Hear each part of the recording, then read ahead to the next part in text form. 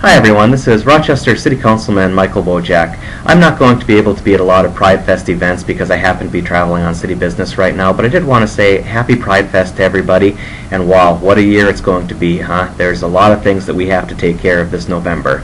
I know you're all out working hard, making sure that people are going to get out the vote for the important ballot issues this November, and I think that you need to make sure too that you talk to all of your potential folks running for office and make sure where they stand on the key issues as well. And most importantly, let's get that message out there that when they get to the ballot, that we want them to vote yes on the sales tax extension for the city of Rochester.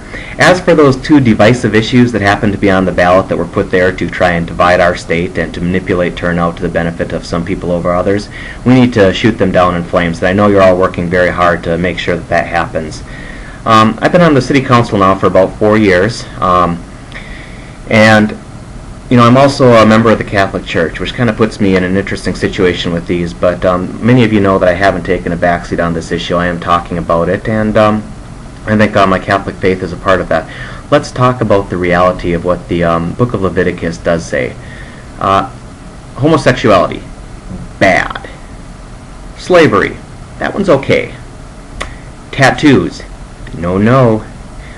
Shellfish, that's another really bad one. So using an Old Testament book to craft the state of Minnesota Constitution is a pretty weak argument in my book, and I go back to the golden rule, and I also go back to the phrase love your neighbor, and I want to treat my neighbor with respect. And as a civic leader, that has special importance as well. Let's talk about the best and brightest out there, maybe a world-class doctor who happens to be gay. They're going to be choosing between Rochester, Minnesota, or perhaps other great medical communities like Seattle, Washington, or Boston, Massachusetts, or near Baltimore, Maryland. All those places, they extend greater rights and protections to individuals who happen to be gay than what you would find in Rochester, Minnesota. And this ballot initiative is trying to force us to go in the wrong direction.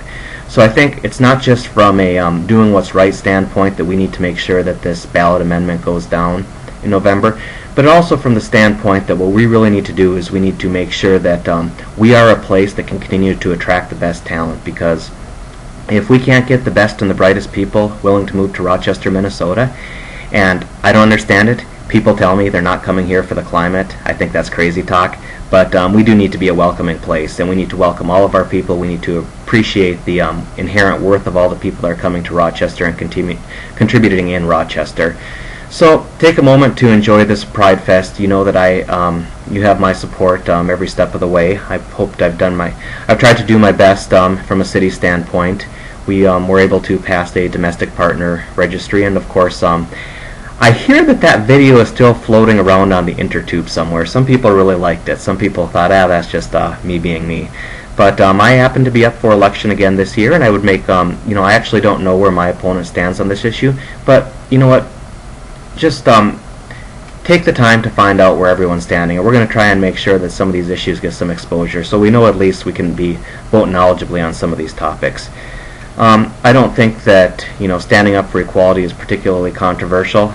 We have a lot of parties in Minnesota, different schools of beliefs, and the Democratic Party, the Independent Party, the Green Party, the Libertarians, they've all come out strongly against this divisive amendment, and I am as well. I think it's bad for our community. I think it's bad for our tax base. It's bad for our future, and it's certainly bad for a lot of you who have become good friends of mine over time. So I will continue trying to do what I can do to make our community welcoming for all people, and I appreciate all the support that you've all given me, and I hope you have a wonderful, wonderful Pridefest.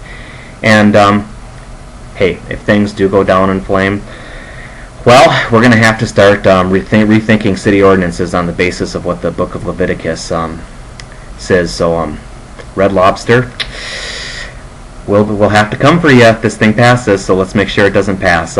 Thanks a lot, everybody. Thanks for watching. Take care. Bye.